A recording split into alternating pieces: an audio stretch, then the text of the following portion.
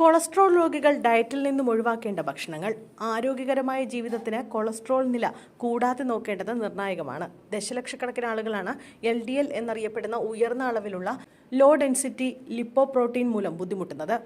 ചീത്ത കൊളസ്ട്രോൾ എന്നും അറിയപ്പെടുന്ന LPL പക്ഷാഘാതം ഉൾപ്പെടെയുള്ള ഹൃദയ സംബന്ധമായ അസുഖങ്ങളുടെ സാധ്യത വർദ്ധിപ്പിക്കുന്നു. മോശം ജീവിതശൈലിയാണ് ഇതിന് പിന്നിലെ പ്രധാന കാരണം. ഭക്ഷണത്തിലെ മാറ്റങ്ങൾ, പുകവലി, അമിത മദ്യപാനം, വ്യായാമമില്ലായ്മ തുടങ്ങിയവയ്ക്ക് കൊളസ്ട്രോൾ കൂടാൻ കാരണമാകും. കൊളസ്ട്രോൾ കുറയ്ക്കാൻ ഡയറ്റിൽ നിന്നും ഒഴിവാക്കേണ്ട ചില ഭക്ഷണങ്ങളെ പരിചയപ്പെടാം. ആദ്യത്തേത് സംസ്കരിച്ച ഭക്ഷണങ്ങളാണ്. സംസ്കരിച്ച ഭക്ഷണങ്ങളിൽ അടങ്ങിയിരിക്കുന്ന സോഡിയവും സാച്ചുറേറ്റഡ് കൊഴുപ്പും കൊളസ്ട്രോൾ തോത് കൂട്ടാനിടയാക്കും. അതിനാൽ ഹോട്ട് ഡോഗ്സ്, ബർഗർ പോലുള്ള സംസ്കരിച്ച ഭക്ഷണങ്ങൾ കൊളസ്ട്രോൾ രോഗികൾ ഡയറ്റിൽ നിന്നും ഒഴിവാക്കുന്നതാണ് നല്ലത്.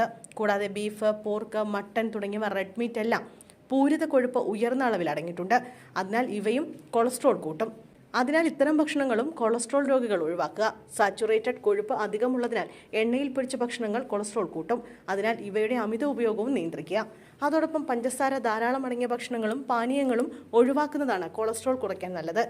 പേസ്ട്രി, കേക്ക്, കുക്കീസ് തുടങ്ങിയവയിൽ കൊഴുപ്പും പഞ്ചസാരയും കലോറിയും കൂടുതലാണ്. അതിനാൽ ഇവയൊക്കെ കൊളസ്ട്രോൾ കൂട്ടാൻ കാരണമാകും. ഉയർന്ന കൊളസ്ട്രോളിന്റെ ചില ലക്ഷണങ്ങൾ കൂടി പരിശോധിക്കാം.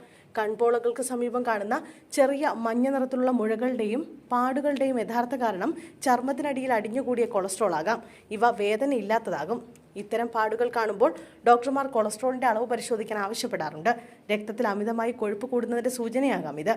അതുപോലെ ഉയർന്ന കൊളസ്ട്രോളിന്റെ അളവ് രക്തക്കുഴലുകളെ ചുരുക്കുകയും അതുവഴി കൈകാലുകളിലേക്കുള്ള രക്തയോട്ടം കുറയ്ക്കുകയും ചെയ്യുന്നു. ഇത് ചിലപ്പോൾ തരിപ്പ്, മരവിപ്പ് അല്ലെങ്കിൽ സൂചി കുത്തുന്നത് പോലുള്ള വേദനയ്ക്ക് കാരണമാകാം.